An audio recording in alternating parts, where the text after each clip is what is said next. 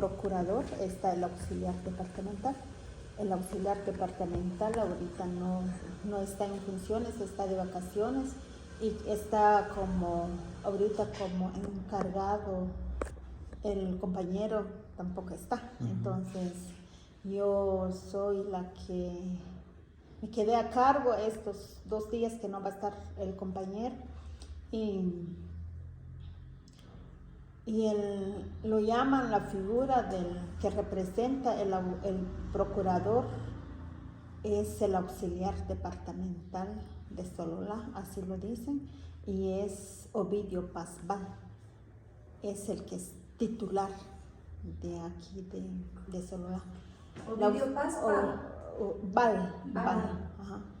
La cobertura de la Procuraduría de aquí de Sololá cubre 15 municipios y está la auxiliatura municipal de Santiago Atitlán, que cubre 3 municipios, cubre Santiago, San Lucas, San Pedro y parte de la Boca Costa, porque es extenso los lugares de Boca Costa. Sí, pues. En la parte caliente podríamos decir, y la parte fría le toca la auxiliatura departamental de Sololá.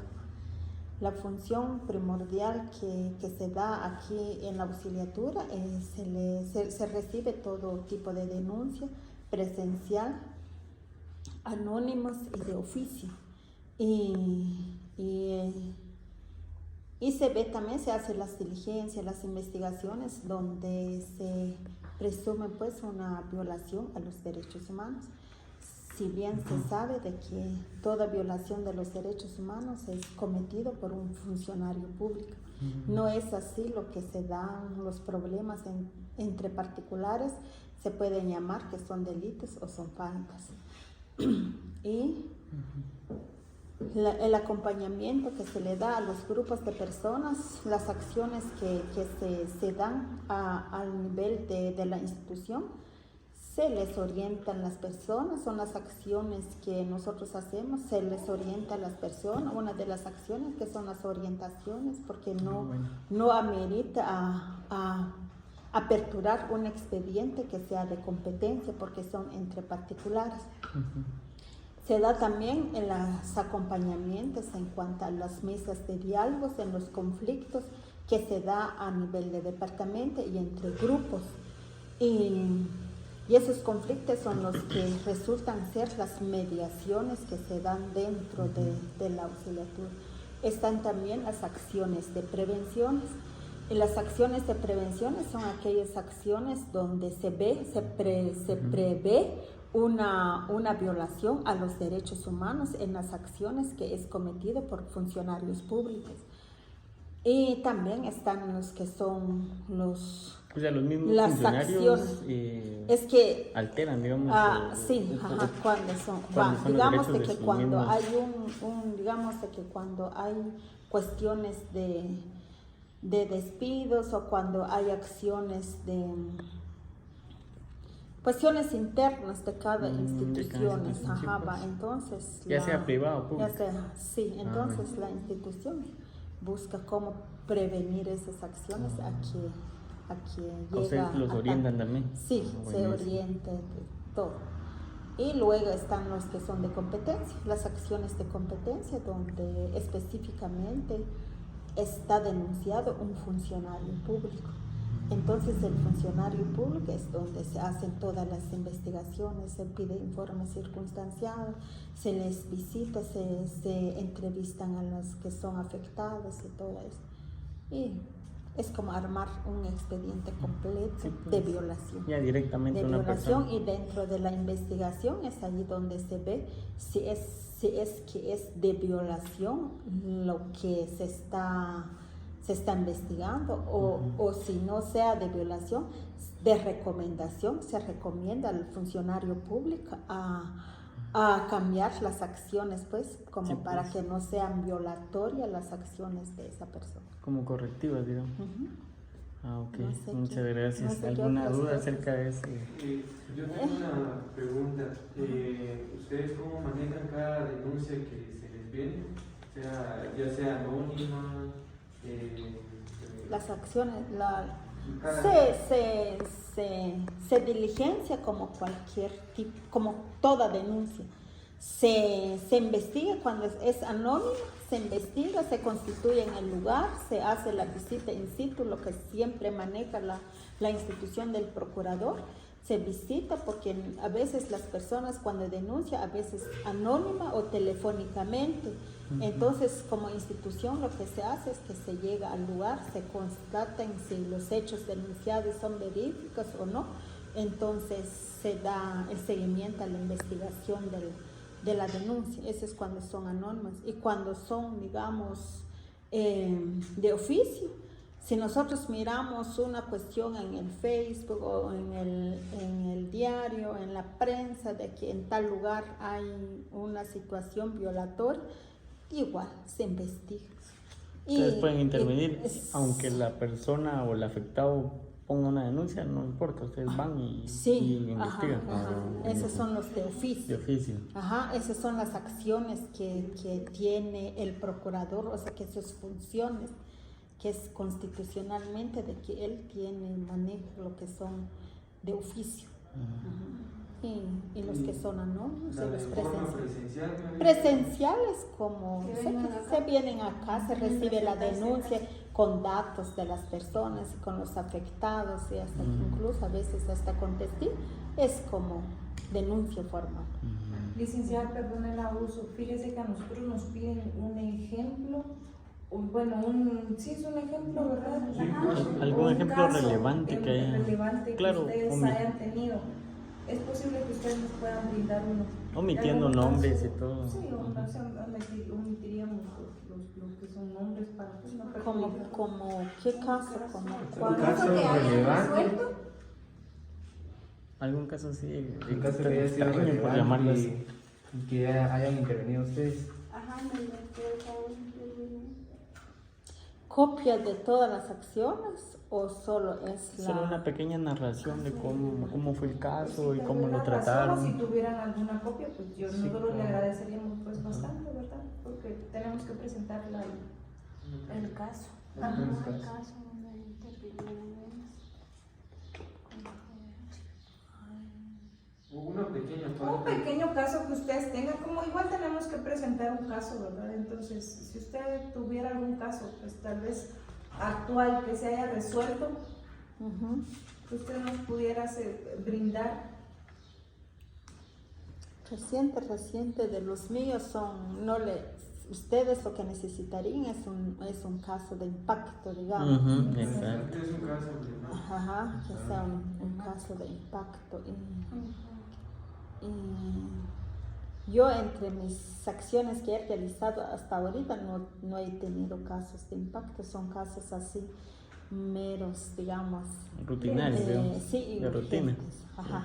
Así que, o sea que, digamos, si la persona se presenta, se recibe la denuncia, se acompaña y todo, y se va a ir a hablar con el jefe o el encargado de la institución de cómo se resuelve, se platica. Por eso es que se inicia el diálogo. Entonces nuestra acción ya resulta como mediadora en las partes. Entonces, ¿qué caso les podría yo compartir con los míos? O con el que haya usted escuchado, digamos, No, es que tenemos aquí en su unidad. Sí, tengo acciones que ya están finalizadas y todo eso, y de los acuerdos que se han llegado. No sé, habría que especificar qué tipo de conflicto quieren ver o la acción violatoria, porque como les dije, fíjese que las ahorita acciones, está muy famoso el de Nahualá-Ixtahuacán. ¿Tendrán algún caso de Ay, esos? Dios, Nahualá-Ixtahuacán es muy extenso. Muy extenso. Es muy extenso. O algún caso de algún... que ha salido caso de individual. Nahualá-Ixtahuacán. Tal vez que sea individual. Un caso individual, tal vez. Les podría narrar uno de quien no se pudo resolver acá, pero sí se invitó a las partes, y es ahí donde nosotros nos damos cuenta de que a veces Nahualá-Ixtahuacán es muy difícil comprender a qué se debe la raíz del conflicto, porque muchas veces decimos de que, bueno, nosotros miramos casos de Nahualá, miramos casos de Ixtahuacán. A veces se está acompañando a Nahualá, al ratito se están ya peleando Ixtahuacán. Entonces, es esa parte, entonces es muy extenso para poderles hablar del caso. Y sí conozco muy bien el caso, porque como ellos iniciaron el problema por límite, yo sé que por los de tierra. Pero resulta que después ya no. Incluso ahorita ya son entre Nahualá, los vecinos de Nahualá, los vecinos de Ixtahuacán son. Incluso es muy, digamos, en los casos digamos, en uniones de parejas, si la persona está casada con Nahualá, tiene que sujetarse a las reglas de Nahualá. Y si está casado en Ixtahuacán, tiene que sujetarse a las reglas de Ixtahuacán. Y si yo soy de Nahualá, tengo que evitar a no hablar con mi familia durante mucho tiempo, o quizás ya ni hablan sus familiares. Entonces, hay otros problemas sociales que está dando el conflicto de Nahualá y Ixtahuacán. Es muy interesante al empezar a desglosar cada uno de los problemas, pero ya no es función de las personas, también de los funcionarios, para poder resolver casos ya muy personales, y a casos ya muy familiares, y a veces con aldeas contra aldeas. Recientemente sí conocí el caso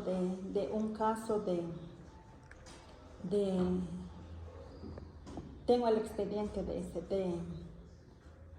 Chirijosh. Chirijosh es Ixtahuacán. Es Ixtahuacán.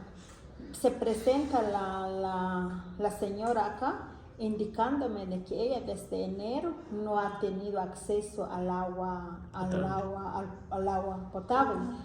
Entonces se citó al comité. Y como institución también nosotros no podemos obligar a las personas a que digamos, tiene que ser voluntad de las partes cuando quieren resolver un problema. Si no ellos no se presentan, nosotros no tenemos la obligación de decirles o cómo.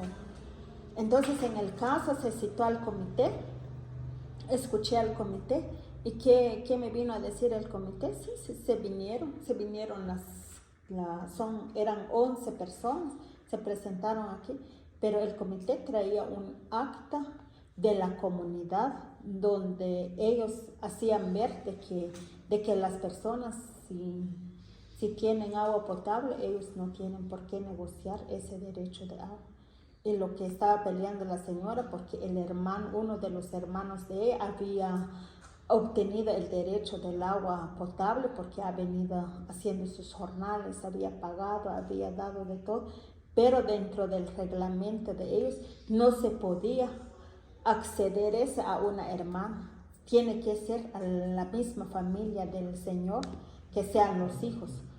Pero como traían un acta ya de la comunidad y habían elaborado en asamblea, entonces nosotros como institución no podemos nosotros mandar al comité, solo es de hacerle conciencia al comité de que deberían ellos de ver las necesidades de las personas, porque la señora tenía a su cargo a su mamá de 85 años de edad. Entonces nos damos cuenta, ahí es una parte pues vulnerable que ellos deberían de responder esa parte, pero como ellos lo tratan los casos en asamblea, y en asamblea es como decir aquí que con la mano indígena.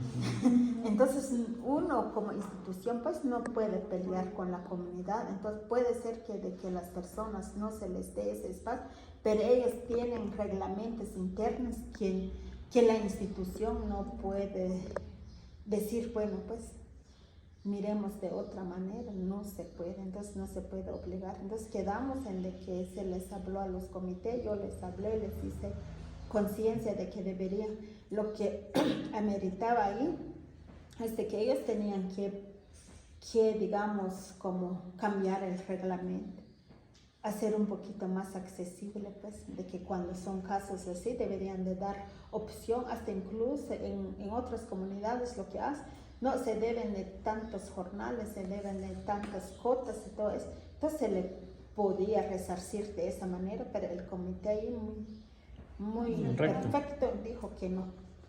Entonces ese era uno de los casos de Nahualá, Ixtahuacán y de Chirijosh. O sea que son del mismo municipio, no era ni Nahualá ni era Ixtahuacán, era del mismo municipio, pero no acceden los comités por el reglamento que tienen y por el acta que habían elaborado en la comunidad. No se le permitió a la señora tener el acceso del derecho de agua. Ese es muy reciente. Y hay otros también de los casos donde pasan de que los maestros, digamos, de los maestros en las comunidades, que se ha venido dando en Ixtahuacán, que en maestros de las comunidades, si una maestra o un profesor está dentro de la comunidad de Nahualá, y si es de Nahualá y está dando clases en Ixtahuacán, obstaculizan como para no llegar a la escuela. Entonces si nos damos cuenta de que el conflicto de Nahualá Ixtahuacán es muy extenso, se está volviendo muy fuerte. Y lo que se ha hecho es que se les ha dado acompañamiento a los maestros para plantear con el director departamental o con el CTA, dependiendo la gravedad del caso. Ahora, si cuando ya son delitos, lo que se ha hecho es de que se les ha acompañado, se les ha recibido la denuncia acá y se ha remitido al Ministerio Público. Se les ha solicitado seguridad perimetral a las personas y al finalizar el año escolar se presenta todo eso ante el director departamental y se conoce en junta mixta con la dirección departamental para evaluar el caso de las personas, para lograr una reubicación de esas personas. De esa manera se han resuelto los casos. Esos serían los casos recientes que se han venido trabajando. Bueno, yo creo que ya nos dio bastante información muy importante. Le agradecemos por el tiempo que nos brindó y ahí sigue. Gracias. Sí, ¿Alguien más tiene alguna duda? Y como les digo yo, la duda que tenemos, ¿cuáles son las leyes o los códigos que ustedes utilizan acá o decreto para resolver el problema? ¿O nos podría dar algún ejemplo o algún...? Es la ley del Procurador de los Derechos Humanos. Es que hay una ley del Procurador de los Derechos Humanos, está dentro de la Constitución también, si no me equivoco, del 224 en adelante está lo que es, ahí está fundamenta todo la labor de la Procuraduría de los Derechos Humanos, y como bien dicho de que la figura del procurador es un ente mediador, o sea que sus resoluciones del procurador no es vinculante, o sea que se resuelve, no se puede decir con esa resolución la persona se sanciona, se vaya a la cárcel o qué sé yo. Eso más solo es una mediación, digamos, la institución del procurador es mediador, se busca dialogar con las personas, de esa manera se resuelven los casos. Ahora, solo cuando hay cuestiones violatorias, es allí donde viene la sanción para los funcionarios públicos, hasta incluso a veces se llega hasta la Corte Constitucionalidad, donde se sancionan las actitudes de las personas. Incluso ahorita tenemos un caso de la sentencia de Santa Catarina Ixtahuacán, donde el Ministerio de Educación incumplió algunas de sus funciones que debía de haber hecho en unas escuelas y nunca lo hizo, y la Corte Constitucional, del amparo que se le presentó, sanciona al gobierno de Guatemala y lo sanciona al Ministerio de Educación, donde ahorita está viendo cómo mejorar lo que es en las escuelas de bilingüe intercultural. Entonces, dentro de esas escuelas, son 13 escuelas, lo que se está viendo ahorita, cómo mejorar esa es la parte sancionatoria de lo que dio el gobierno, o sea que la Corte con el Ministerio de Educación, y el gobierno ahorita está viendo cómo mejorar esa parte para resarcir la acción violatoria que cometió. Entonces esa es la parte violatoria, no es una, digamos, no es una sanción que se habla con dinero o con cárcel o con, no, sino que la sanción son esas, cuando se comete una acción violatoria a los derechos humanos. Muchísimas gracias.